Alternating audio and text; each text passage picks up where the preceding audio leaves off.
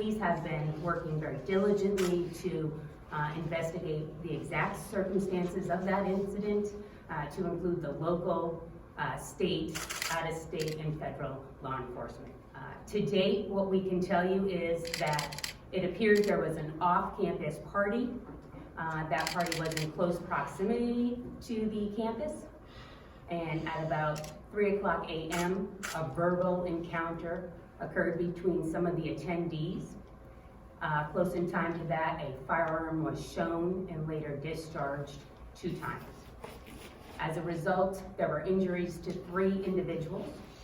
At this time, we do not believe that any of the victims were targeted, and we think that this was an isolated incident.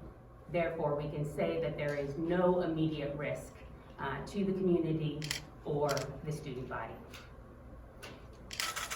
However, the exact facts of the discharge of the firearm, that remains under investigation. Can you talk a little bit about, or maybe the chief can talk a little bit about, accusations of drug dealing or other things that go on around the college with young people today, say, because there have been, there's a lot of talk about people coming up from New York and New Jersey and dealing drugs and then going back to New York and New Jersey in Henniker.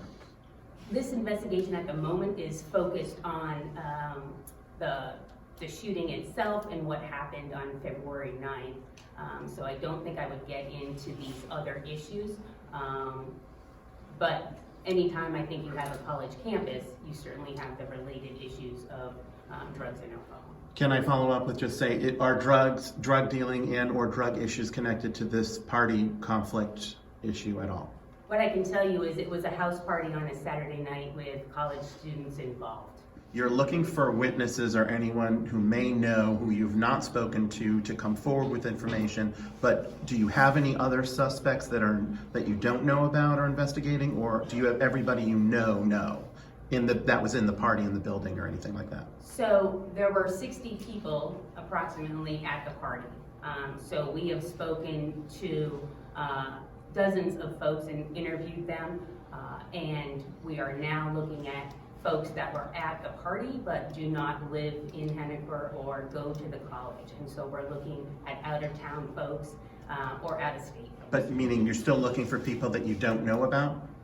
So we may not be able to identify them at this time, but we feel pretty confident about the people that were in the home, in the residence at the time. Have you identified a suspect? So normally we would not name suspects, that's until the investigation has concluded.